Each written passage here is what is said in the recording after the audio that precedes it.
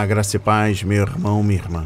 Estamos iniciando a leitura da Bíblia em 365 dias, uma dose de amor com a Palavra de Deus. Nesse 19º dia, trago para leitura e comentários explicativos o livro de Gênesis, capítulo 26, livro de Salmos, capítulo 19, e o livro do apóstolo João, capítulo 8, versículos 48 a 59. Tem em mãos o nosso kit de fé. Bloco de anotação, caneta ou lápis. A Bíblia é tão importante quanto a sua leitura diariamente nos aproxima de Deus, fortalece a nossa fé e esperança, sobretudo a nossa perseverança. Se desconecte de tudo e permita que a palavra do Senhor adentre em vossos corações. Isaque na terra dos filisteus. Sobreveio fome à terra, assim como tinha acontecido nos dias de Abraão. Então Isaque foi a Gerar encontrar-se com Abimeleque, rei dos filisteus. O Senhor apareceu a Isaque e lhe disse: Não desça ao Egito, mas fique na terra que eu lhe indicar. Habite nela e serei com você e o abençoarei. Porque a você e à sua descendência darei todas estas terras e confirmarei o juramento que fiz a Abraão, o seu pai. Multiplicarei a sua descendência como as estrelas dos céus, e a ela darei todas estas terras. Na sua descendência serão benditas todas as nações da terra, porque Abraão obedeceu a minha palavra e guardou os meus mandamentos, os meus preceitos, os meus estatutos e as minhas leis. Isaque, pois, ficou em Gerar. Quando os homens daquele lugar perguntaram a respeito de sua mulher, ele disse: É minha irmã. Ele tinha medo de dizer: É minha mulher, porque pensava assim: Os homens do lugar me matarão por causa de Rebeca, porque ela é muito bonita. Depois que Isaque havia permanecido ali por muito tempo, Abimeleque, rei dos filisteus, olhou por uma janela e viu que Isaque acariciava Rebeca, sua mulher. Então Abimeleque chamou Isaque e lhe disse: É evidente que ela é a sua mulher. Como é que você disse que ela era a sua irmã? Isaque respondeu: É que eu pensei que poderiam me matar por causa dela. Então Abimeleque disse: O que é isso que você fez conosco? Facilmente alguém do povo poderia ter se deitado com a sua mulher e você teria trazido culpa sobre nós. Então Abimeleque deu esta ordem a todo o povo: Quem tocar neste homem ou na sua mulher certamente morrerá. Isaque semeou naquela terra e no mesmo ano recolheu 100 por 1, porque o Senhor o abençoava. Ele enriqueceu, continuou prosperando, ficou riquíssimo. Tinha ovelhas e bois e grande número de servos, de maneira que os filisteus tinham inveja dele. E por isso lhe entulharam todos os poços que os servos de seu pai haviam cavado nos dias de Abraão, enchendo-os de terra. Abimeleque disse a Isaque: Saia da nossa terra, porque você já é muito mais poderoso do que nós. Então Isaque saiu dali e se acampou no vale de Gerar, onde ficou morando. Isaque tornou a abrir os poços que haviam sido cavados nos dias de Abraão, seu pai, porque os filisteus os haviam entulhado depois da morte de Abraão e lhes deu os mesmos nomes que o seu pai já lhes tinha dado. Os servos de Isaque cavaram no vale e acharam um poço de água nascente. Mas os pastores de Gerar entraram em conflito com os pastores de Isaque, dizendo: Esta água é nossa! Por isso Isaque chamou o poço de Ezeque, porque entraram em conflito com ele. Então cavaram outro poço e também por causa desse houve conflito. Por isso recebeu o nome de Sitna. Partindo dali, Isaque cavou ainda outro poço, e como por esse não houve conflito, deu-lhe o nome de Reobote. Ele disse: Porque agora o Senhor abriu espaço para nós e vamos prosperar nesta terra. Dali Isaque foi para Berseba. Na mesma noite, o Senhor lhe apareceu e disse: Eu sou o Deus de seu pai Abraão. Não tenha medo, porque eu estou com você. Eu o abençoarei e multiplicarei a sua descendência por amor de Abraão, meu servo.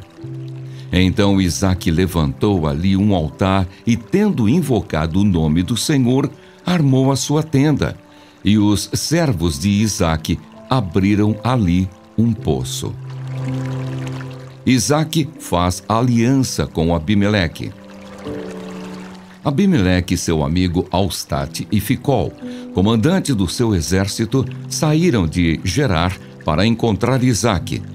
Isaque perguntou: Por que vocês vieram à minha presença se me odeiam e me expulsaram do meio de vocês? Eles responderam: Vimos claramente que o Senhor está com você. Então pensamos que seria bom se houvesse um juramento entre nós e você. Queremos fazer uma aliança com você. Você jura que não nos fará mal, assim como nós também não fizemos nenhum mal a você, mas fizemos somente o bem e o deixamos ir em paz.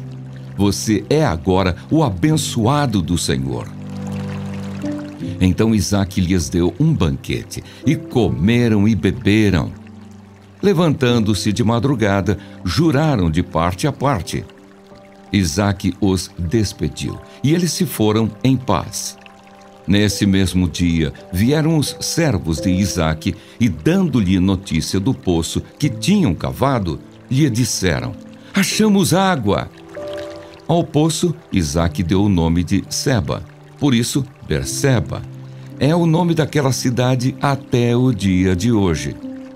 Quando Esaú tinha 40 anos de idade, tomou por esposa Judite, filha de Beeri, Eteu, e Basemate, filha de Elon, Eteu.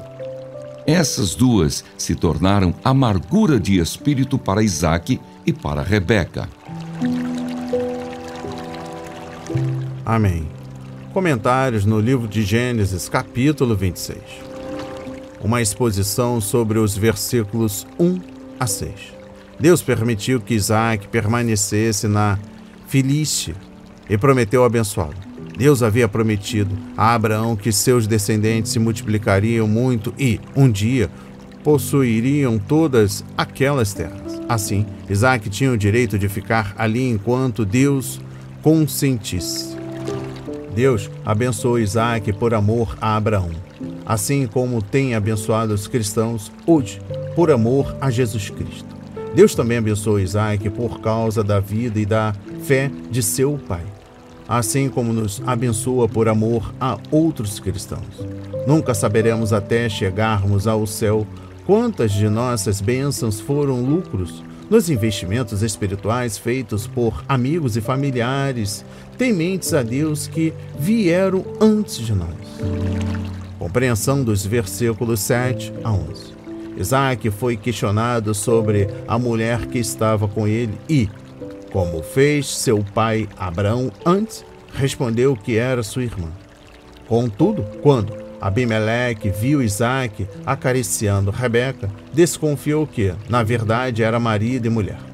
Por que Isaque mentiu? Porque ele teve medo de que seu anfitrião pagão o matasse para ficar com a sua bela esposa. Sua mentira foi a prova de sua incredulidade, pois, se Isaque havia declarado a promessa da aliança quando orou pedindo filhos, porque ele não creu que a mesma promessa da aliança iria protegê-lo e a sua esposa. Em todas as situações difíceis da vida, é preciso discernimento para saber se Deus quer que confrontemos como Abraão ou sejamos pacificadores como Isaque, pois Deus pode abençoar e usar as duas posições. Façam tudo o possível para viver em paz com todos, conforme Romanos 12, versículo 18. Às vezes não é possível, mas pelo menos devemos tentar e devemos depender da sabedoria do alto, que é pura e pacífica. Tiago 3, versículo 17. Uma exposição sobre os versículos 15 a 18. O plano inicial de Isaque era reabrir os poços que os filisteus, por inveja, haviam tampado. Ele sabia que era um lugar onde, com certeza, encontraria água. Suas experiências enfatizaram a lição espiritual muitas vezes mencionada pela Bíblia de que poços têm a ver com bênção. A igreja ainda procura por algo novo, quando tudo de que precisamos é cavar novamente os velhos poços da vida espiritual de que o povo de Deus dependia desde o começo. A palavra de Deus, a oração, a adoração, a fé, o poder do Espírito Santo, o sacrifício e o serviço. Fontes que temos permitido que o inimigo obstrua. Toda vez que houve um avivamento de poder espiritual na história da igreja, isso aconteceu porque alguém cavou novamente os velhos poços para que o Espírito vivificador de Deus pudesse ser livre para trabalhar. E finalizando o estudo no livro de Gênesis, capítulo 26, trago para exposição e comentário bíblico os versículos 23 a 25. Berseba foi um lugar muito especial de segurança para Isaac, porque ali seu pai iniciou uma aliança com os líderes filisteus. Berseba significa o poço do juramento.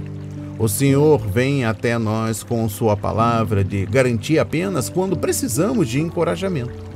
Como seu pai Abraão, Isaac era identificado por sua tenda e seu altar. Isaac era rico o suficiente para construir para si uma bela casa, mas o fato de abrigar-se em tendas o identificava como um estrangeiro e nômade na terra. Conforme Hebreus 11, versículos 8 a 10, versículos 13 a 16. O fugitivo abandona sua casa, o peregrino não tem teto, mas um estrangeiro tem uma terra para onde voltar. A tenda identificava Isaac como um nômade, e o altar declarava que ele adorava o Senhor e estava a caminho do reino celestial. A excelência da criação e da palavra de Deus. Ao mestre de canto, Salmo de Davi. Os céus proclamam a glória de Deus e o firmamento anuncia as obras das suas mãos. Um dia discursa a outro dia, e uma noite revela conhecimento a outra noite. Não há linguagem nem há palavras, e deles não se ouve nenhum som. No entanto, por toda a terra se faz ouvir a sua voz, e as suas palavras chegam até os confins do mundo. Aí pôs uma tenda para o sol, que é como um noivo que sai dos seus aposentos e se alegra como um herói a percorrer o seu caminho.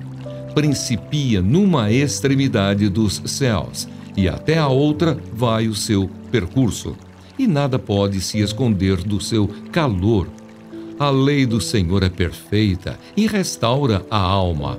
O testemunho do Senhor é fiel e dá sabedoria aos simples. Os preceitos do Senhor são retos e alegram o coração. O mandamento do Senhor é puro e ilumina os olhos. O temor do Senhor é límpido e permanece para sempre. Os juízos do Senhor são verdadeiros e todos igualmente justos. São mais desejáveis do que ouro, mais do que muito ouro depurado, e são mais doces do que o mel e o destilar dos favos. Além disso, por eles se admoesta o teu servo, em os guardar a grande recompensa. Quem há que possa discernir as suas próprias faltas? Absolve-me das que me são ocultas. Também da soberba guarda o teu servo, que ela não me domine. Então serei irrepreensível e ficarei livre de grande transgressão.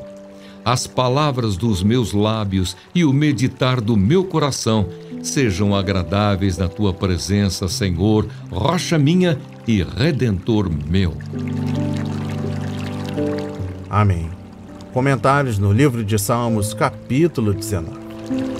A existência da criação implicava a existência de um Criador, e a natureza da criação implicava que ele foi sábio bastante para planejá-la e poderoso o suficiente para executar seu plano e sustentar o que havia feito. Um universo tão complexo requer um Criador que possa fazer qualquer coisa. saiba tudo e esteja presente em todos os lugares. Compreendendo o versículo 4. Em Romanos 10, versículo 18, Paulo citou o Salmo 19, versículo 4, como parte de sua aplicação do motivo pelo qual Israel rejeitou o Evangelho e que essa rejeição causou a nação. O povo judeu jamais poderia dizer que não havia ouvido a mensagem de Deus, porque o versículo 4 diz que o mundo inteiro ouviu.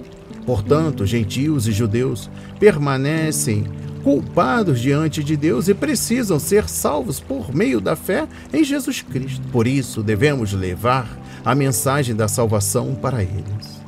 Romanos 10, versículos 1 a 15.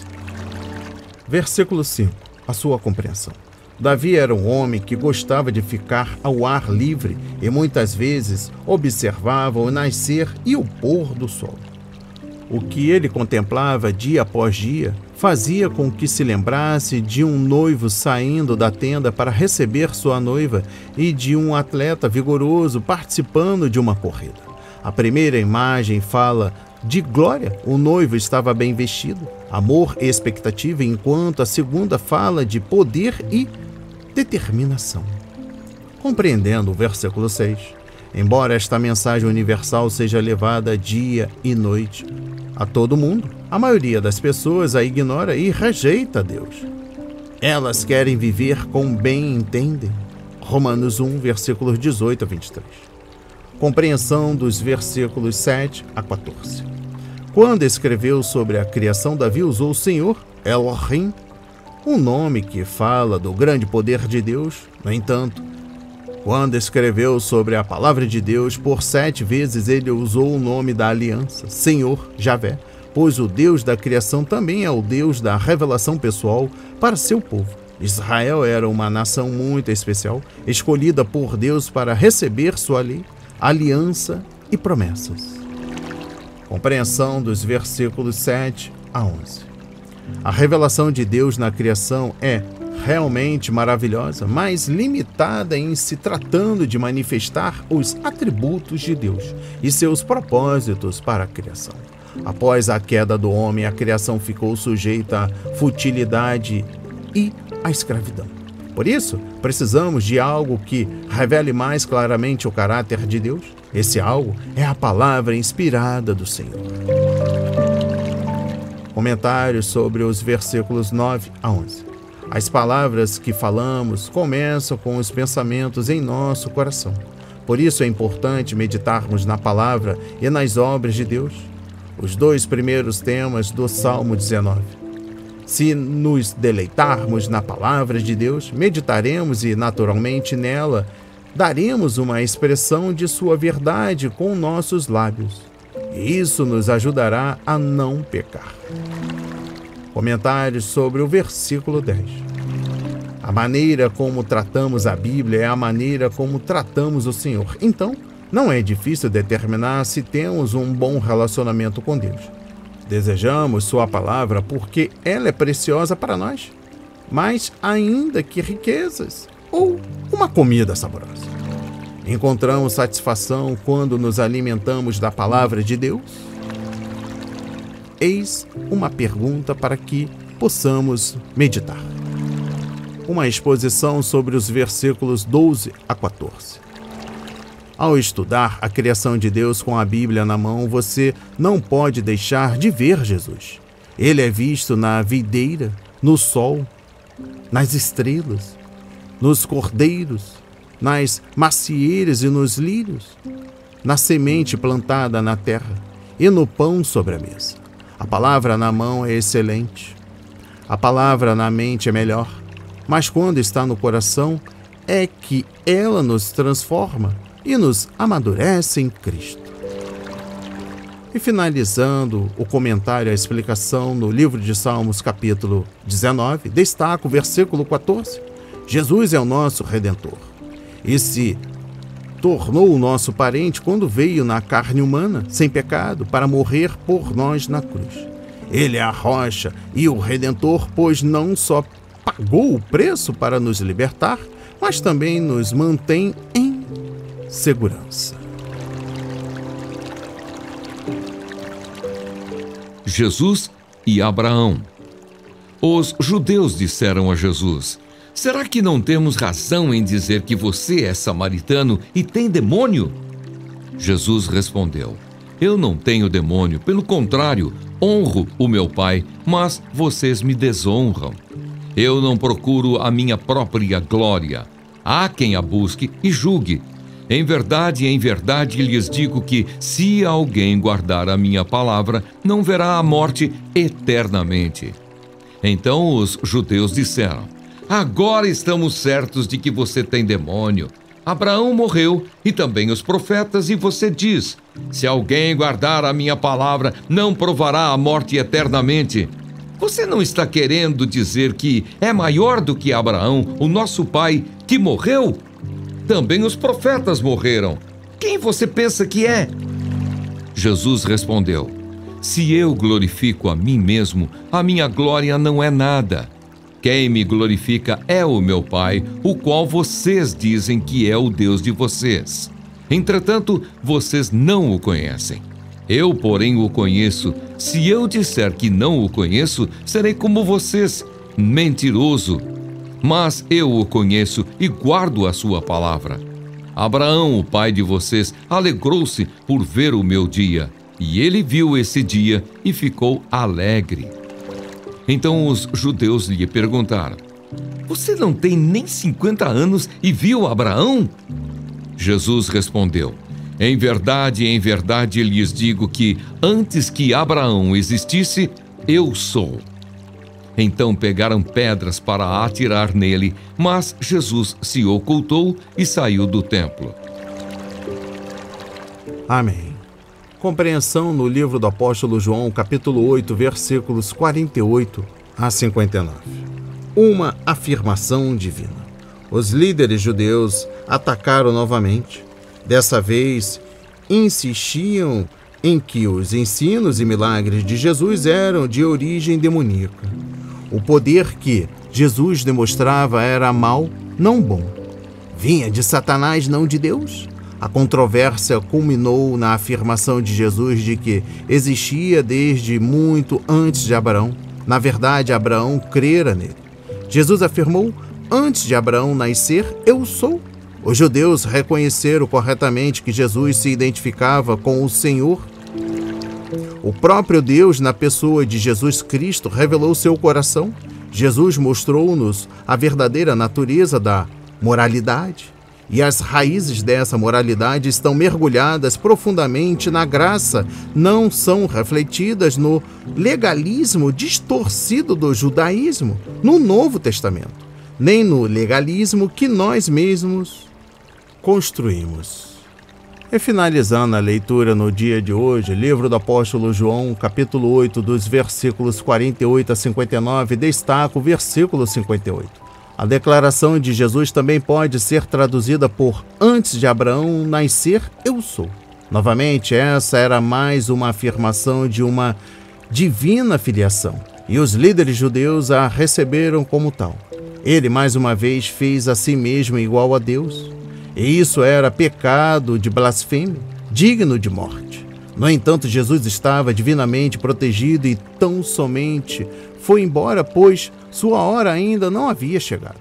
Não podemos deixar de admirar sua coragem ao apresentar a verdade e ao convidar religiosos cegos a crerem nele e a ser livres. Que as palavras de hoje sejam semeadas em corações quebrantados para a honra e a glória do Senhor.